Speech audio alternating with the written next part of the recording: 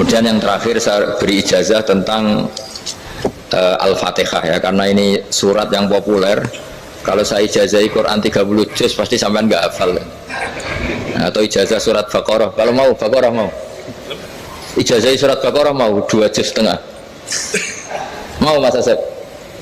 Ya Fatihah aja yang gampang ya. Nah, ya kulhu Fatihah ini paket ringan ini. Tapi pahalanya apa? Besar. Ini beda ya, artinya selama ini mungkin Anda baca tapi monoton ya. Tapi ini saya bacakan teks aslinya tentang istilahnya itu mazaya itu kelebihannya Fatihah. Saya baca Arabnya dulu, nanti ini terakhir ya, ijazah tadi kan saran-saran umum tentang sosial ya, pokoknya jadikan kebaikan itu punya nilai sosial yang baik lah. Jadi nanti orang yang nggak amanah nggak laku ya, calon bupati, gubernur, presiden yang nggak amanah juga nggak laku. Begitu juga kiai yang tidak amanah juga nggak laku, suami yang nggak amanah juga nggak laku, istri yang nggak amanah juga. Sehingga kebaikan ini jadi nilai sosial yang dalam tanda kutip sudah keniscayaan. Yang diinginkan Allah itu seperti itu, bukan kebaikan yang dipaksakan karena kekuatan negara. Maksudnya kalau bisa kebaikan itu tidak usah dipaksakan. Memang satu sudah satu kebutuhan. Tak cerita-cerita di negara maju itu, bahkan apapun jatuh itu nggak ada yang ngambil apa itu. Makanya gambarannya Mekah Medina kan gitu kan, barang jatuh nggak ada yang berani ngambil itu, saking sudah jadi sistem. Sehingga banyak negara di Eropa itu yang sampai nggak punya tentara, nggak punya polisi karena kebaikan sudah. Nah kita kan masih capek, polisinya aja capek, apalagi masyarakatnya, karena ya kebaikan itu belum jadi nilai bersama. Nah kita selain ditopang negara, ada polisi, ada tentara, itu kita usahakan kebaikan itu jadi nilai bersama. Ya, tadi wa'tamiru bainakum bima'ruf. Dan kita punya reputasi yang bagus dalam bab ini. Saya masih ingat kecil saya itu yang jilbaban hanya keluarga kiai. Sekarang rata-rata masyarakat itu jilbaban. Dulu yang sekolah SMP, SMA itu jilbaban kadang dulu malah dilarang ya, harus sama seperti itu seragamnya. Sekarang sudah boleh dan nyaman. Lama-lama yang dapat simpatik ya yang pakai pakaian model tertutup seperti itu. Lama-lama gamane cara wong golek mantu ya golek yang seperti itu daripada yang blodor.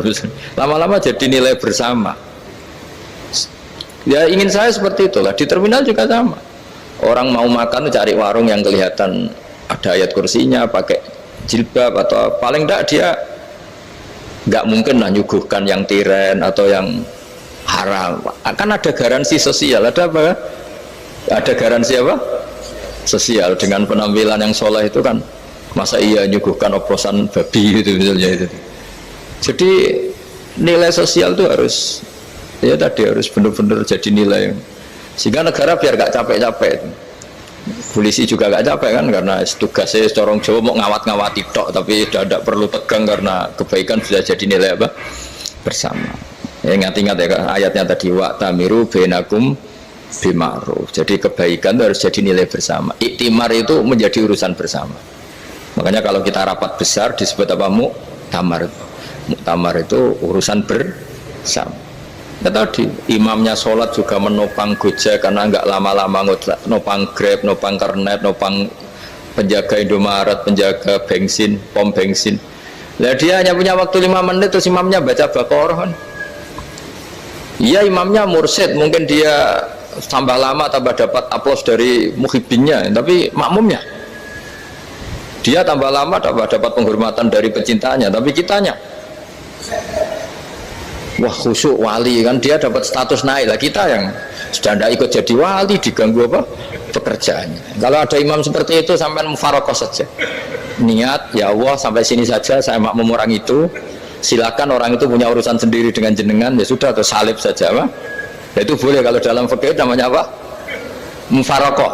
Mufarokoh itu niat, tapi kamu jangan langsung selonong mufarokoh, niat dulu pamit sama Allah bahwa sekarang mau mufarokoh. Ya, tapi ya jadi sholat yang aneh kan, imamnya masih rukuk, kamu terus sujud, terus apa-apa selesai ya. Mungkin dalam pandangan itu orang lain begini, maksudnya makmum gimana ini kok begini. tapi sudahlah Allah Maha tahu. Nah, insya Allah dimaklumi. Ya saya baca tentang Fatihah ya, karena sampean pasti sering baca Fatihah. Supaya apa sekaligus jadi jimat lah gitu. Jadi kalau kamu sering di jalan-jalan yang mungkin sepi atau mungkin kan tidak semua teman Grab itu nasibnya bagus yang di Semarang Jogja, mungkin yang di Kalimantan di Papua kan ada yang 10 kilo gak ketemu rumah ya kan, yang lihat di TV itu kan kasihan kan, sudah 10 kilo gak ketemu rumah, penumpangnya kuwekar preman tuh kan, ini makan orang enggak kan, udah kan ujiannya dua. Kalau penumpangnya cantik itu ya kecoba syahwat, kalau preman takut. Jadi orang itu selalu ujian itu. Sing sedengan itu kan jarang orang itu. Jadi kalau penumpangnya perempuan cantik ujiannya itu syahwat, kalau preman ujiannya ketakutan.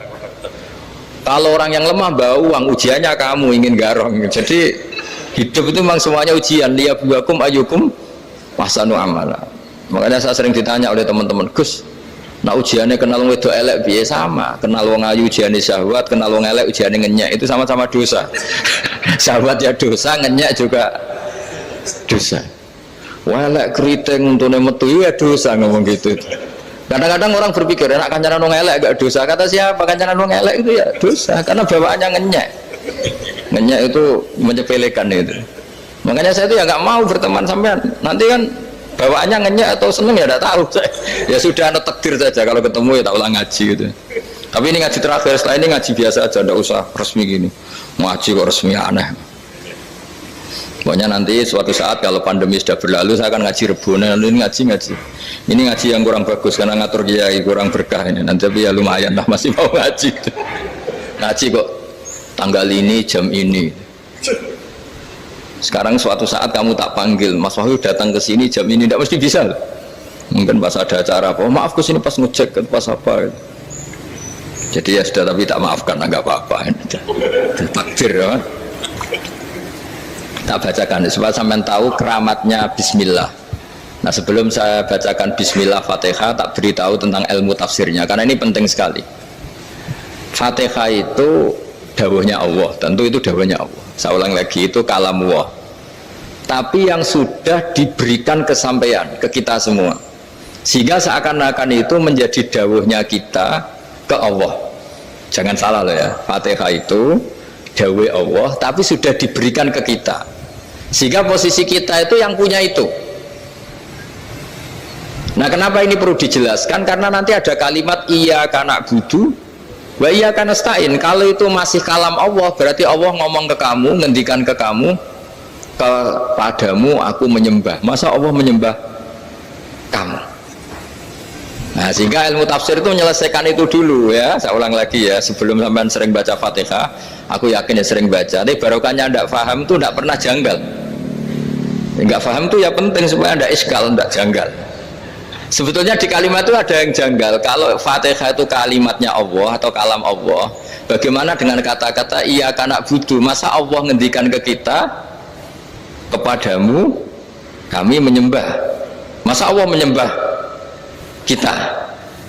Maka penyelesaiannya secara ilmu tafsir gimana? Semua ulama mengatakan, bukan satu dua, semuanya mengatakan di Fatihah itu semuanya diberi kawalan kalimat. Saya ulang lagi ya, di Fatihah itu semuanya diberi awalan kalimat qulu, katakan wahai hambaku begini ya, katakan wahai hambaku begini. Nah begini ini pelajaran dari Allah yang sudah diberikan ke kita, terus kita mengatakan bismillahirrahmanirrahim alhamdulillahirabbil, termasuk kita mengatakan iyyaka na'budu wa iyyaka nasta'in. Jangan bayangkan Allah ngendikan ke kita. Kalau Allah ngendikan kita berarti gini, hei wahyu ihdinas siratal mustaqim, tunjukkan saya jalan yang benar. Nah nanti kamu terus, ya Allah Anda aja minta tolong saya minta tolong siapa kan, jadi panjang kan. Ya saya ulang lagi ya, jadi itu di ulumul Quran diterangkan gimana sebelum baca Fatihah ya. Fatihah itu kalamullah, ngendikannya Allah, tapi yang sudah diajarkan ke kita dan sudah milik kita, sehingga kalimat itu menjadi milik kita. Tapi ya kalamullah, tetap kalamullah, tapi sudah menjadi milik kita. Udah paham ya? Ya pinter nah. Ya, karena kalau tanpa penjelasan seperti ini Anda akan iskal. Bagaimana Allah iskal itu janggal, bagaimana Allah mengatakan iya anak butuh. Kan jadi aneh kan? Ya, jadi tak jelaskan secara ilmiah ya. Jadi kata ulama-ulama tafsir, ayat-ayat Quran seperti ini sebetulnya dimulai dari kulu apa? Meskipun nggak dilafatkan.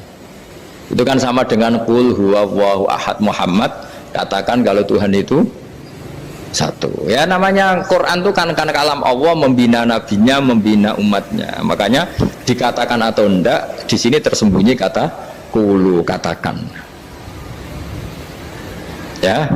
Jadi ya ibarat apa itu? Kamu ngajari anak kamu lah. Panggil jenengan bapak kulo. Itu maksudnya anak itu, kalimat itu kalimat kamu, tapi kamu ajarkan ke anak kamu. Terus anak kamu bilang, Pak jenengan bapak kulo. Nah ketika kamu mengatakan jenengan, bukan kamu mengatakan jenengan anakku, berarti anakmu itu bapakmu, kan lucu kan. Anak kamu ajari jenengan bapak kulo, kamu engkau bapak saya. Terus anak kamu mengulang, jenengan atau kamu bapak saya. Berarti itu kalimat yang kamu ajarkan, tapi sekarang sudah milik anak kamu. Kalau itu kalimat kamu kan lucu, masa anak kamu bilang bapak. Nah itu seperti itu. Jadi ulama memberi solusi atau jawaban iya karena abudu. Iya itu sebelumnya ada kata-kata kulu, katakan wahai hambaku, hubungan kamu dengan saya adalah katakan iya karena abudu wa iya karena nasta'in. Terus hubungan kamu dengan saya katakan juga dalam doamu ihdinas siratal mustaqim. Jelas ya, jadi itu kalam Allah yang sudah milik kita karena diajarkan Allah untuk kita. Dong ya? Ya dong ya, gak jelas ya. Tapi bagus, gak jelas itu bagus. Kalau kamu jelas gak jadi dikrem, jadi gubernur. Min azimi fadliha kasratu asma'iha wa fadail ukhra. Ini cerita dramatisnya surat Al-Fatihah. Qala Abu Hurairah radhiyallahu anhu inna iblisa ranna khina unsikat Al-Fatihah. Jadi iblis itu begitu kesakitan. Ini kitab Abwaabul Farad karangannya Syekh Muhammad Alawi, juga kutipan dari beberapa kitab. Yang jelas beliau sendiri juga ngutip dari beberapa riwayat di beberapa hadis. Halaman 123. Ketika Fatihah turun itu iblis kesakitan. Kayak orang sakit gigi lah, tersiksa sisanya karena turunnya surat apa? Al-Fatihah. Artinya kalau Anda baca Fatihah dijiwai, maka Anda melemahkan setan, melemahkan iblis. Wa qala Mujahid, khina unzilat Fatihatul kitab ronna fastama indahu asyayatin. Jadi ketika Fatihah itu turun, iblis itu terkapar lah kira-kira. Sampai dijenguk banyak setan. Itu di kamarnya di ICU lah kira-kira gitu kalau sekarang itu. Entah Covid entah enggak tahu, pokoknya di ICU sampai dijenguk banyak setan. Enggak tahu bawa apa enggak tahu, pokoknya dijenguk banyak setan. Mana yang nyangoni karena ini apa? Ketuanya apa? Pingsan, sakit. Di iblis itu sakit sampai dijenguk anak buahnya setan-setan. Ya semoga kalian semua tidak kenal setan. Kalau kenal berarti teman, apa? Wa qalu misla dzalik wa qala lahum laisa mimma taquluna syai'un walakin unzilat suratun laisa ajruqa ilya illa an harramahu alaihi nar jahannam. Saya ini bukan sakit fisik, kata iblis. Kamu tidak usah jenguk saya, datangkan dokter terbaik, tidak usah. Saya ini tidak sakit fisik. Saya ini sakit karena ada surat yang diturunkan, yang pahala yang melafatkan surat itu pasti selamat dari neraka. Padahal misi terbesar saya ini supaya manusia masuk neraka. Sekarang punya tamengnya. Gue pusing kan? Ya seperti orang lah, goda sampean ternyata sampean setia, itu kan pusing. Nah ternyata tidak setia, itu yang akhirnya ribet kan itu. Jadi iblis itu cita-cita terbesarnya kan semua orang itu masuk neraka. Nah sekarang turun satu surat yang gara-gara surat itu siapapun yang baca dijamin selamat dari neraka. Jadi walakin unzilat suratun laisa ajruqa iliha illa an harramahu alaihi nar jahannam. Karena jadi dia shock lah, kalau orang di Jawa itu bilang shock. Aduh sial nasib saya ini umat nggak bisa saya goda lagi karena punya tamengnya tadi punya. Qad batala kaidukum wa makrukum. Rekayasa kalian sekarang itu tidak ada gunanya semua. Nah, ini alhamdulillah di Indonesia kelihatan kan banyak yang miskin, banyak yang susah. Tapi selagi mereka masih sholat, tuh keinginan mencari halal itu masih tinggi. Kayak apa kita di tengah kota, jauh dari anak istri, jauh dari tetangga. Biasanya kalau orang jauh dari anak istri, tetangga kan sakar PDW. Tapi yang soleh masih banyak, sudah jauh dari keluarga tetap lurus. Loh, kalau yang dekat lurus kan wajar, konangan wong akeh kan. Ini sudah jauh masih lurus. Nah ini nggak lepas dari barokahnya surat apa? Surat Fatihah tadi. Jadi karena ada surat yang menjamin pelafalnya atau qailiha terbebas dari api neraka. Wa qalat as-sayatinu lahu is ayu shay'in ta'muruna ya maulana. Faqala lahum idhabu wajtahidu hatta tukhfilu qulubahum hatta la yaqulu hadhihi surah. Lalu kita gimana? Jari para setan begitu. Lalu kita gimana? Terus kata iblis, sudah bikin mereka lupa sehingga tidak baca lagi. Selagi masih baca kita pasti keok. Jadi kalau sampean sudah jarang baca Fatihah itu berarti sudah bagian dari kemenangan apa? Iblis. Jadi kalau sampean sudah jarang baca Fatihah itu berarti bagian dari kekalahan Anda, kemenangan iblis. Masih sering baca? Alhamdulillah. Berapa kali? Sama kali sholat. Dan sama lagi? Ya, kalau ngajarin itu juga saya juga. Kok 5 kali tok itu? Berarti pas sholat fardu tok itu? Enggak 5 kali itu mendingan itu 17. Kamu itu ngitungnya jangan 5 ini. 5 waktu saja. 5 waktu itu berarti lumayan lah. Berapa? 17 ya? Ya. 17 ya? Ya. 17. Tapi kalau makmum tuh sering separuh kan, apalagi makmum tarawih. Ya kan? Makmum tarawih itu bacanya Fatihah ada yang sempurna enggak ya? Ya enggak lah. Baru alhamdulillah rabbil alamin mampu ruko ikut ruko ini gitu. Makmum kan yang tarawih teman. Kalau tarawih jarang sempurna ya. Fatihahnya itu. Kan imam sudah ruko. Kamu bacanya Fatihah sampai mana tuh? Baru setengah ya. Ya paling pas tarawih aja kan enggak sempurna ya. Apalagi kalau imamnya sing kilat tuh waduh malah. Nah ketika Fatihah itu sebegitu keramatnya, sebegitu topnya, itu setan rapat, singkat cerita itu yang tadi dipimpin oleh iblis yang sedang terkapar apa? Terus tali obatnya nggak ada, cuma dia shock karena ada surat yang turun yang melafatkan itu pasti selamat dari apa? Neraka. Nah ini gimana saran Anda? Terus sarannya adalah bikin orang-orang itu lupa, tidak baca Fatihah.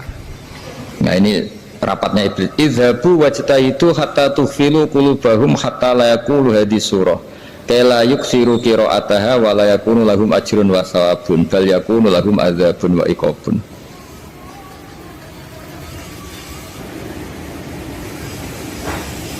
Jadi saya mohon selama ini Anda sudah baca tapi mungkin hanya rutin saja. Napa rutin saja? Jadi barokahnya ngaji ini kamu punya kekuatan atau punya semangat membaca karena ini surat yang luar biasa. Ibarat gini, kalau sampean tanya, saya juga sering mikir, masa Gus hanya surat kok punya kekuatan seperti itu? Di dunia ini kata Allah, mulai Nabi Adam sampai kiamat, nggak ada yang bisa menandingi kekuatan kalimah. Kalimah itu kata-kata. Nggak ada yang bisa menandingi kata-kata. Misalnya Anda nge-grab berangkat istri cuek, berangkat cuek, itu beda dengan ketika meskipun satu kalimat, wes Pak, muga-muga dilindungi pangeran, mungkin jenengan selamat, itu menjadi teduh dan semangatnya luar biasa karena kayak mendapat support. Jadi kira-kira kalimat itu hubungannya kita dengan Allah. Fatihah itu seperti itu. Kamu melafadzkan satu kata-kata yang dibenarkan langit bumi, dibenarkan aras, dibenarkan malaikat, dibenarkan semua penghuni di dunia ini, sehingga itu efeknya luar biasa. Itu seperti gini ya, kamu cerai sama istri, terus nikah lagi katut babon, 10 tahun anak kamu dididik, ibunya benci kamu, dan memang Anda layak dibenci, dididik, dan sampai nggak pernah manggil kamu Pak. Suatu saat kamu tentu rindu kan, ingin dipanggil bapak oleh anak kamu. Suatu saat anak ini manggil kamu Pak E, itu senengnya bukan main, hanya sebuah kata-kata. Makanya kadang-kadang orang itu tanya sama kiai, ijazah lafadz ini gunanya apa sih? Itu ijazah-ijazah itu untaian kata-kata, yang kata-kata ini dibenarkan langit dan bumi dan aras dan para malaikat, sehingga efeknya itu luar.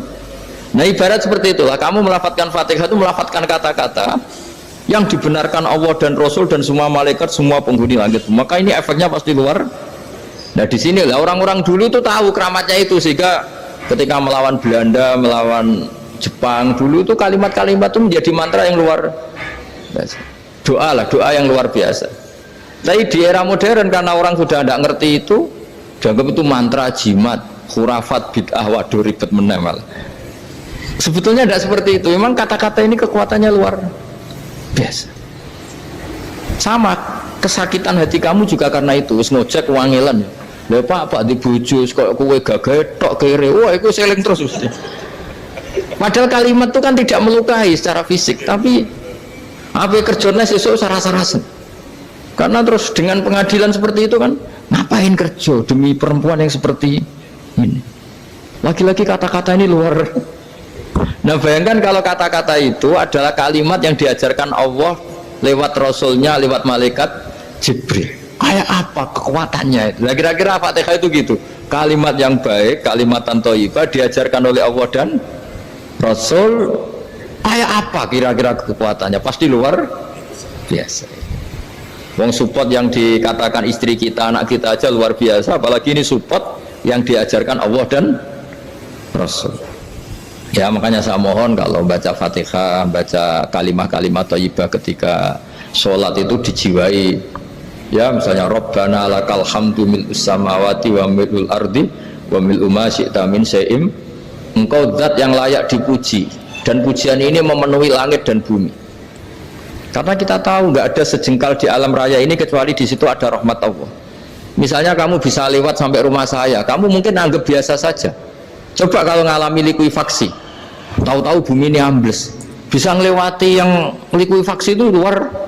Tanyakan orang pernah ngalami likuifaksi di Sulawesi, itu melihat bumi bisa diinjak nggak ambles itu, wah luar.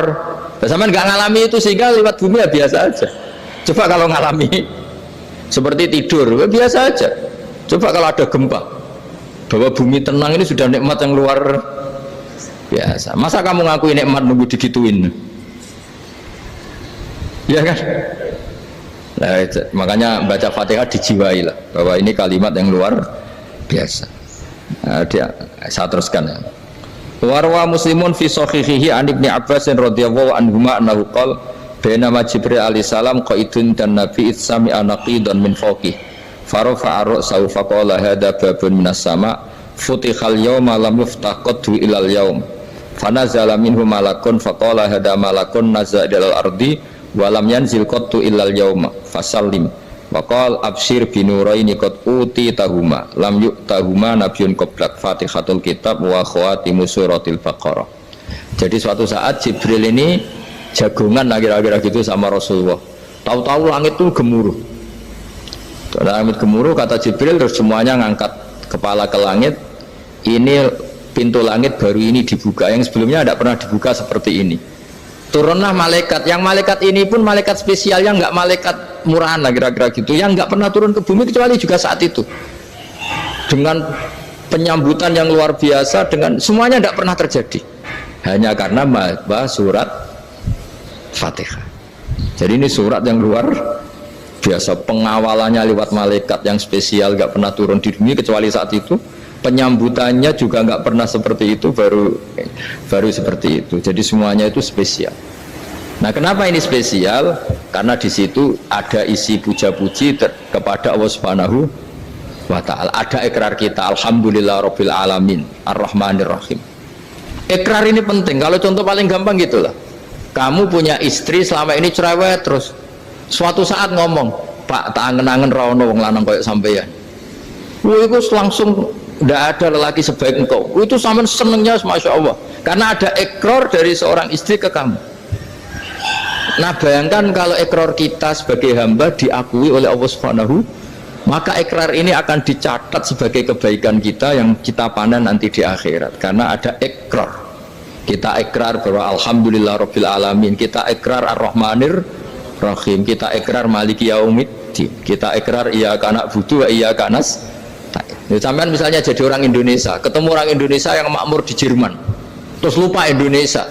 Kamu orang Indonesia? Enggak, saya enggak orang Indonesia. Mangkel gak kira-kira? Mangkel. Karena salah ikrar kan gitu. Ya, jadi saya mohon jangan anggap kalimat itu hal yang biasa, tapi luar biasa. Nggih, ngoten mawon. Assalamualaikum warahmatullahi wabarakatuh.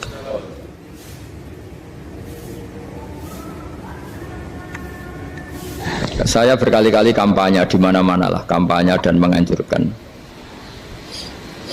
Di antara catatan dalam Suhufi Ibrahim wa Musa kan ada kan di Quran itu yang dinamakan lampiran-lampiran wasiatnya Nabi Ibrahim dan Nabi apa? Musa. Itu di antara catatannya begini. Orang yang punya akal itu adalah orang yang bisa menikmati sesuatu yang baik. Misalnya gini, contoh gampang gini. Kamu punya anak pertama atau punya anak yang masih kecil, itu gendong tuh senangnya bukan main, melihat anak sehat tuh senangnya bukan main. Mungkin saat itu banyak orang yang sedang maksiat dengan perempuan nakal atau dengan teman-teman nakalnya yang nganggap seperti itu tidak nikmat. Tapi andaikan ini ditimbang ya ditimbang. Yang maksiat betulan misalnya paling ukuran bahagianya itu 70%. Tapi yang ini, yang nimang anak baru lahir atau masih kecil, corong Jawa ngeloni anak, bisa saja bahagianya itu sampai 100%. Artinya selama ini kesalahan kita adalah nganggap maksiat itu pasti menyenangkan dan taat itu tidak menyenangkan. Makanya saya berkali-kali fatwa, untuk melawan kenikmatan maksiat, orang harus terbiasa menikmati taat, menikmati kebaikan. Jangan kira kita nimang istri nikmat, nimang anak nikmat, ketemu teman yang lama tidak ketemu juga nikmat. Artinya kita akan melewati berjam-jam untuk jagungan sama teman, sama anak, sama istri. Dan itu harus kamu nikmati supaya mengganti tidak berkebutuhan nikmat yang lewat jalur maksiat. Jadi saya mohon sarana-sarana yang menyenangkan itu, yang taat itu kita maksimalkan. Makanya bapak saya tuh sering pesen, kowe nak ngaji sing guyon, sing seneng. Nanti wong maksiat itu karena cari kesenangan. Coba kalau kesenangan itu sudah didapatkan saat taat, maka tidak butuh lagi kesenangan yang berbentuk maksiat. Makanya orang-orang wali dulu kalau sudah sholat itu gak bisa berhenti karena merasa nikmat. Makanya Nabi pernah ngendikan wa qurratu aini fi sholat, nyaman saya itu kalau sedang sholat. Itu tadi. Bayangkan kalau besok itu pasti mati. Makanya latihannya harus gitu. Bayangkan besok itu pasti mati. Berarti itu hari terakhir kamu. Ya, hari dengan merasa hari terakhir itu kalau kamu maksiat kan malu. Waduh, mati pas. Makanya sholli sholata muwaddiin. Kamu sholat seakan-akan itu sholat terakhir. Dan bayangkan akhirat itu wa'mal li akhiratika ka'annaka tamutu, dan bayangkan akhirat itu besok kamu mati. Sehingga ketemu istri ya seneng karena ini pertemuan terakhir, ketemu anak ya seneng ini pertemuan terakhir, sholat juga tenanan karena ini sholat terakhir. Sehingga kalau mau maksiat tuh takut, jangan-jangan ini kehidupan saya terakhir kok tak pakai seperti ini. Nah, jadi diantara resepnya itu apa tadi? Nganggep ibadah itu menyenangkan. Nah, gitu. Pinter.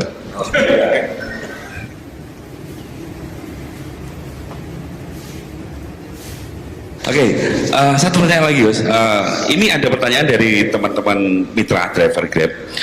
Saat mengantarkan barang, tiba-tiba azan waktu sholat, ya, Gus. Lalu kita sebagai driver harus sholat dulu atau menyelesaikan orderan dulu, karena itu juga amanah kan orderannya itu. Mungkin nganter barang atau mungkin nganterin penumpang. Mengingat barang tersebut sudah ditunggu pemiliknya dan penumpang tersebut juga sudah ada janji yang lain, pokoknya gitu. Nyuwun pencerahannya, Gus, gitu. Begini ya, ini kan fikih sosial ya. Saya jawab, ini memang harus pakai fikih, nggak pakai rasa. Saya ulang lagi, pakai fikih, nggak pakai rasa. Waktu sholat itu kan banyak ya, diantaranya maghrib dan isya, duhur dan asar, terus subuh sendiri. Ya, ben sampean belajar fikih, orang belajar tasawuf ya. Nah, kalau subuh itu tidak ada toleransinya kalau waktunya sudah tinggal 10 menit karena tidak ada jamak. Ya, tidak ada apa? Jamak. Sehingga misalnya kalau kamu ngojek waktu tinggal 10 menit ya harus sholat.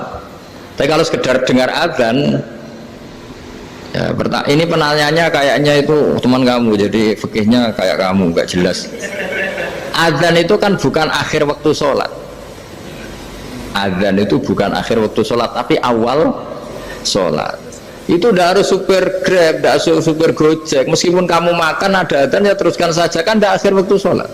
Anda menerima tamu, gendong anak, atau sedang nyupir, atau sedang bercengkrama sama teman. Kalau ada adzan ya nggak apa-apa, misalnya diteruskan. Kan bukan akhir waktu sholat. Yang benar-benar harus ditinggalkan itu kalau waktu sholat misalnya tinggal 7 menit atau tinggal 8 menit. Waktu yang mau tidak mau kamu harus tasarrufkan, kamu peruntukkan injury time ya, nah, injury time ya, gitu aja kok nggak tahu ya.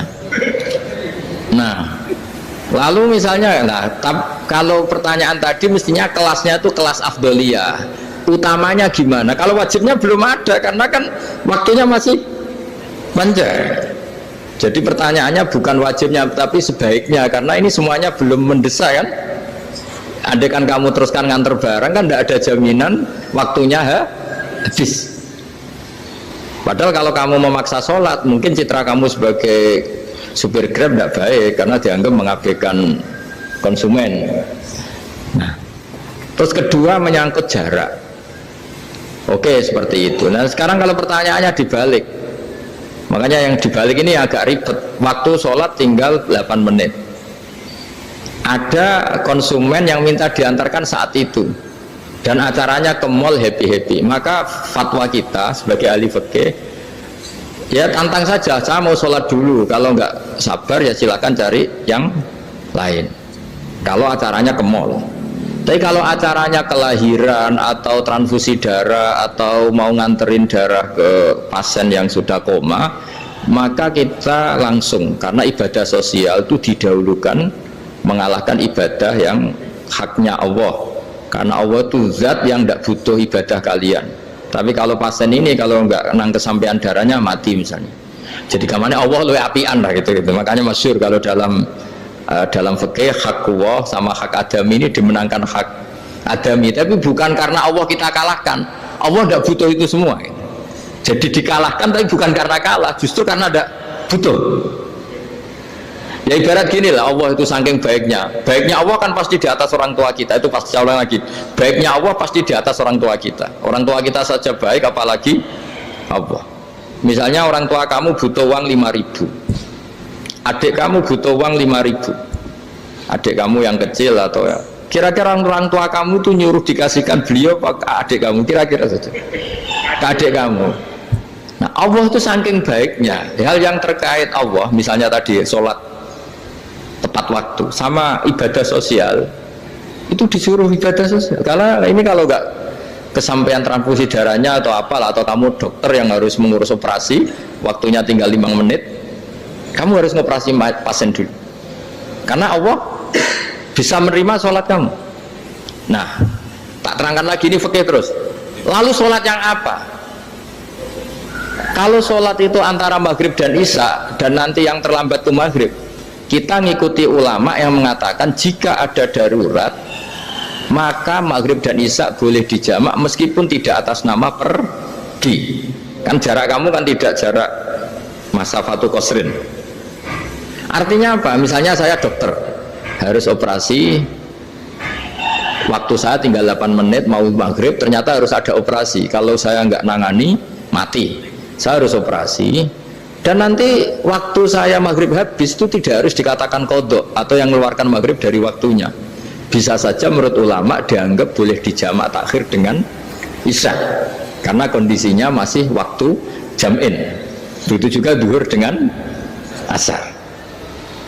Tapi kalau waktunya itu asar tinggal 8 menit kemudian harus ada operasi, ya kita operasi. Waktu asar kita mundur sampai maghrib, namanya qadha yang dimaafkan Allah. Ya namanya tetap qadha karena asar nggak bisa dijamak dengan maghrib. Jadi ini fikih ya. Jadi jawabnya harus jelimet. Jadi saya ulang lagi ya. Tadi kan pertanyaannya dengar adzan. Kalau adzan kan waktunya masih panjang. Apalagi misalnya maghrib kan waktunya kan taruh saja ada waktu 1/4 jam.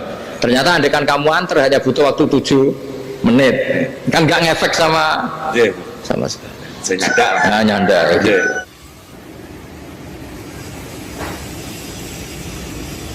kalau ada driver dapat orderan food Ya. nganterin makanan tapi makanannya non halal itu bagaimana pripun? Nah, makanya itu tadi kamu tahu betul kalau itu non halal loh.